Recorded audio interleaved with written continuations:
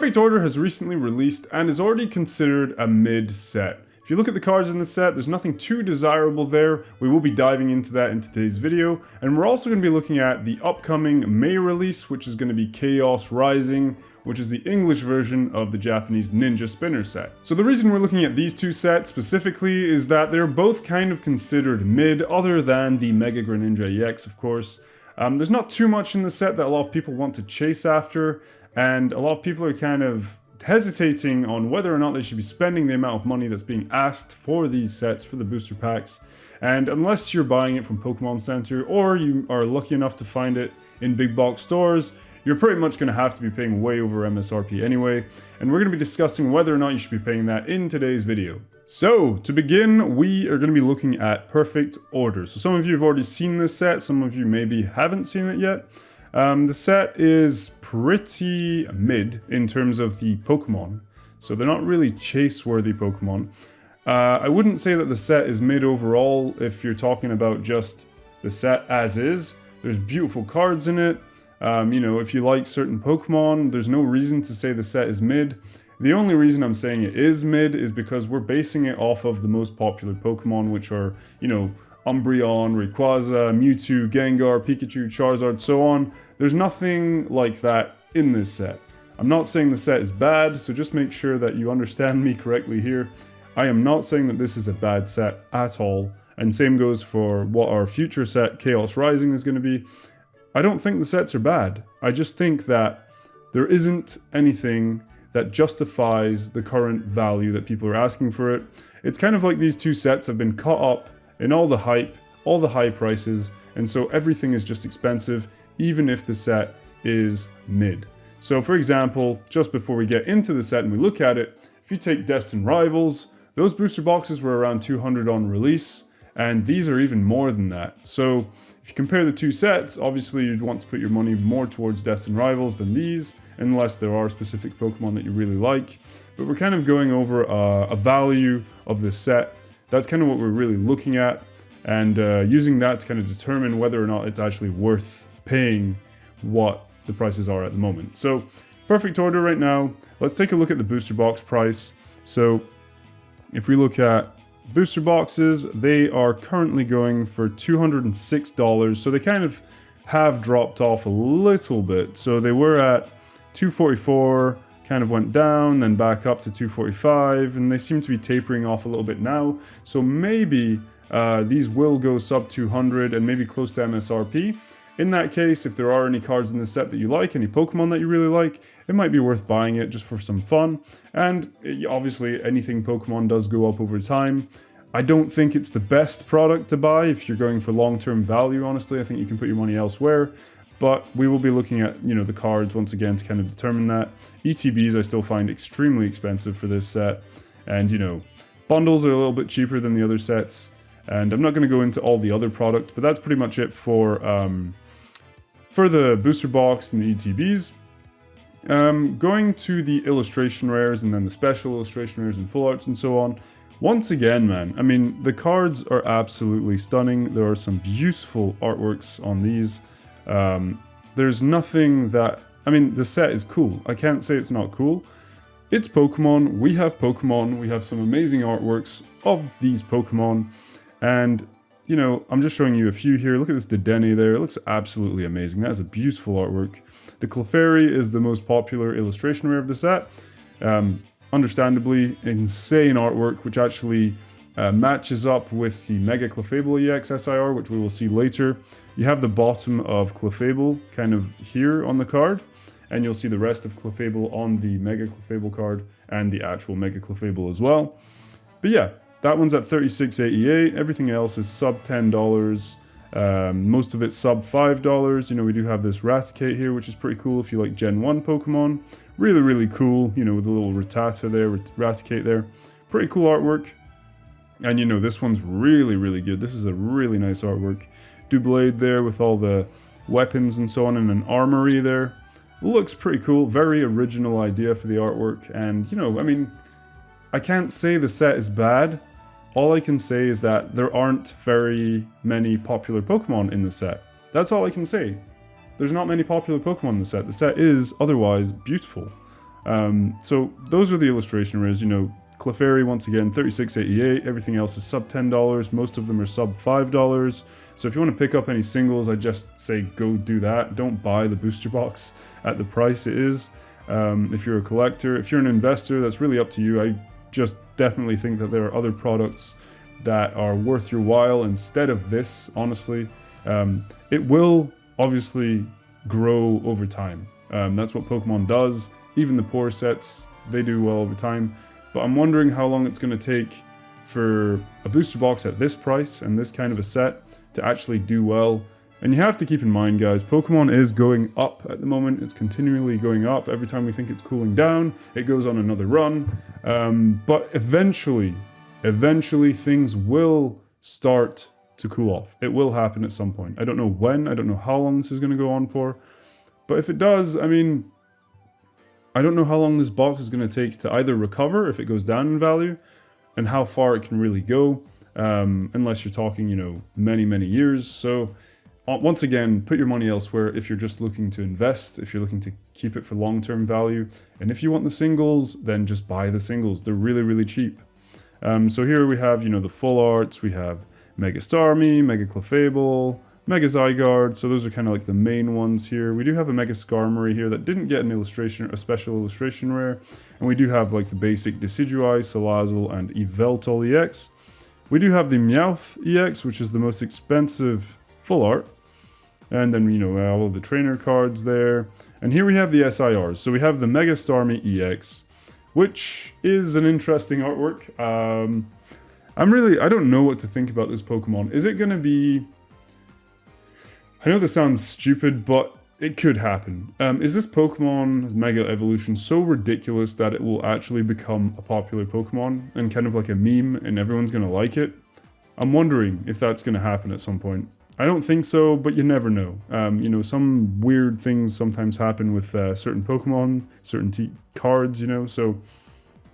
I don't know, it's not happening now, but will it happen at some point? Maybe. But yeah, it's kind of like a Batman style artwork, kind of up on top of a building there, shooting a nebula beam or whatever the hell that's supposed to be. But yeah, weird Pokemon Mega Evolution there. And here's the Clefable that I was talking about. So we have the Mega Clefable, we have regular Clefable, so the top of its body is here, and the bottom of its body goes onto the top of the Clefairy illustration rare card. So those two match up and make a really nice artwork, to be honest. So you have the massive moon in the background there. It is a pretty cool card, honestly. Honestly, Mega Clefable I don't think is going to be very popular, to be honest. I'm saying honest a lot, honestly. Anyway, whatever. But yeah, I don't know if it's going to do too well. It is a cool card, but nothing crazy in terms of like big hit kind of chase Pokemon.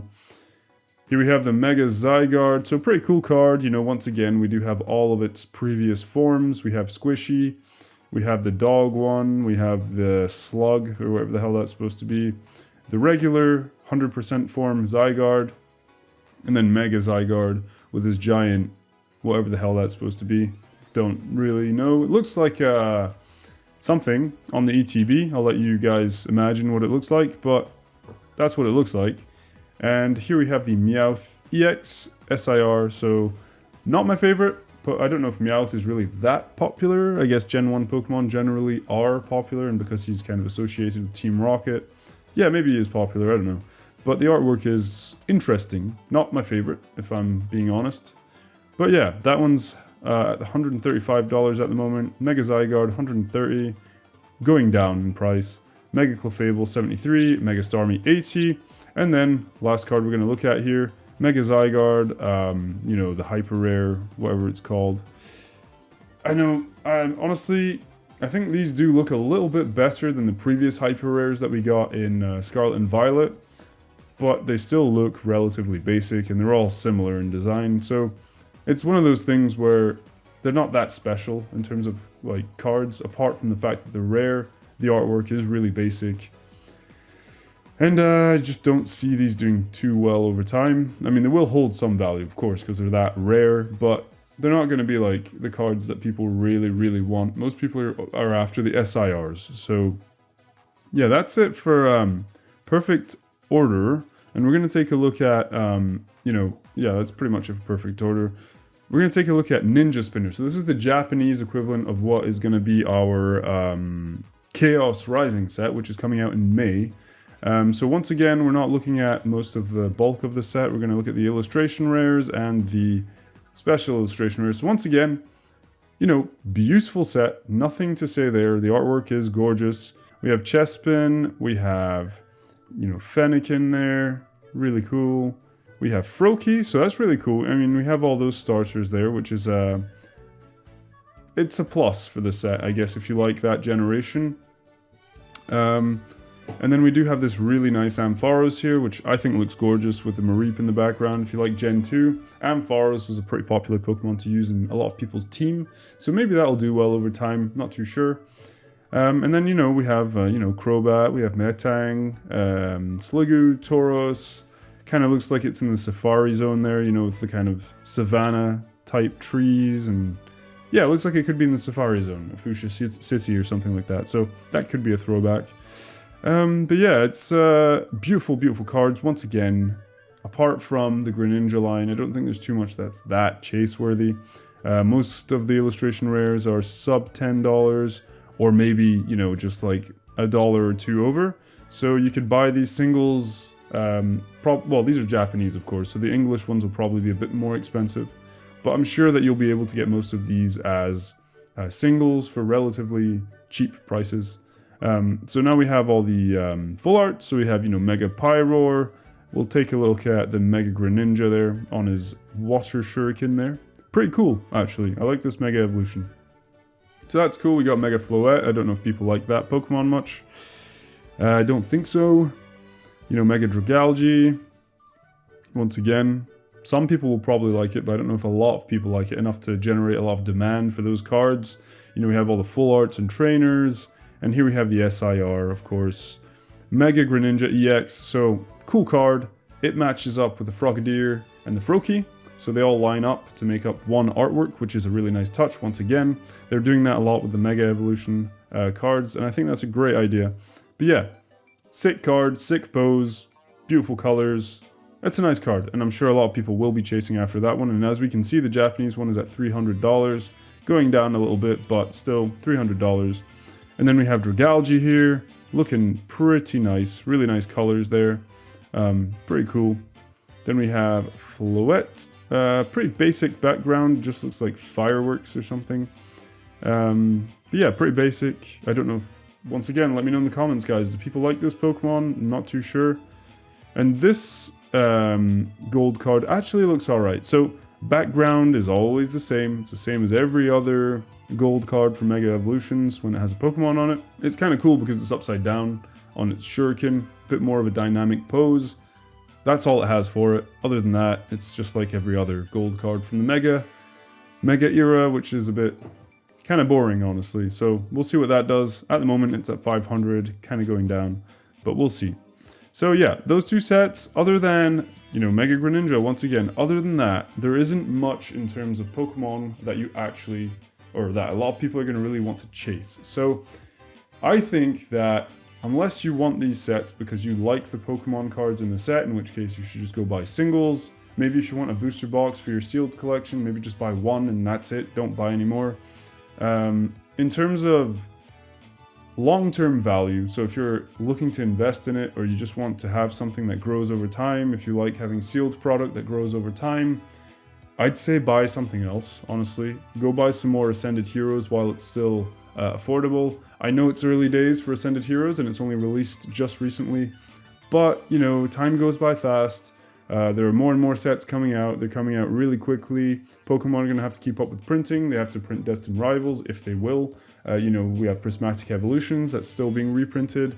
And look at the value of those ETBs. Value isn't really going down much, it's going up. So, it has kind of gone down a little bit recently, but overall, it's been very, very stable and gone up. And, I don't see Ascended Heroes doing any different than Prismatic Evolutions. There's just so much demand for it that it doesn't really matter how much it gets printed, it just gets eaten up by everyone. Rip shippers are opening it like crazy. People want to hit those God packs, they want to get the Gengar, they want to get the Mewtwo, they want to get the Pikachu.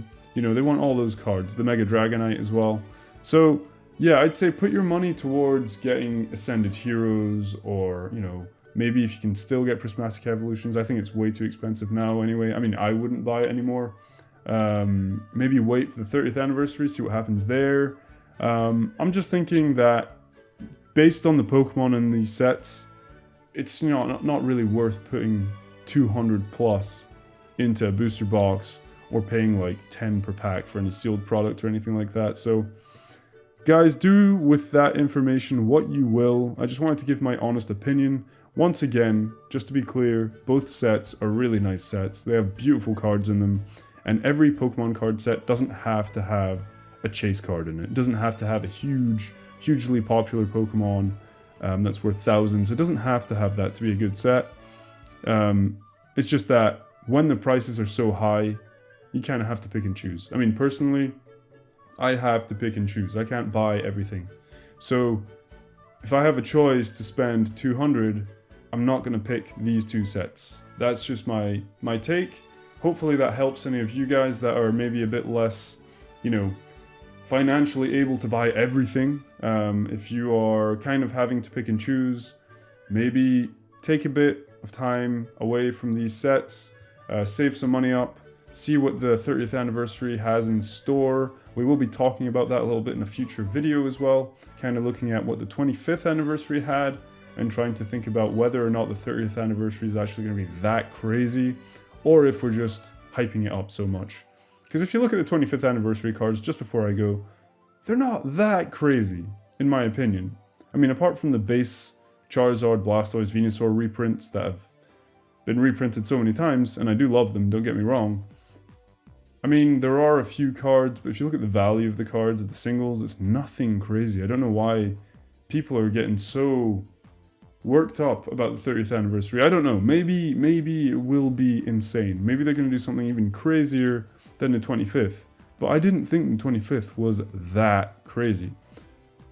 Let me know in the comments, do you agree with me? Take a look at the cards in the set. Let me know if you agree with me or not. It's opinion. I mean, that's my opinion. And yeah, that's it for today's video. I hope that some of the information helped. I hope that seeing these cards kind of maybe helped you to decide whether or not you're going to be buying it at really high prices or not. Once again, let me know. I'd love to discuss this stuff in the comments with you guys. If you did enjoy this video, if you do like these kinds of videos, Pokemon card openings and so on, don't forget to like, comment, and subscribe. Hit the notification bell if you want to see future videos. And thank you so much for watching, and I'll see you guys in the next one. Take care. Peace out. Bye.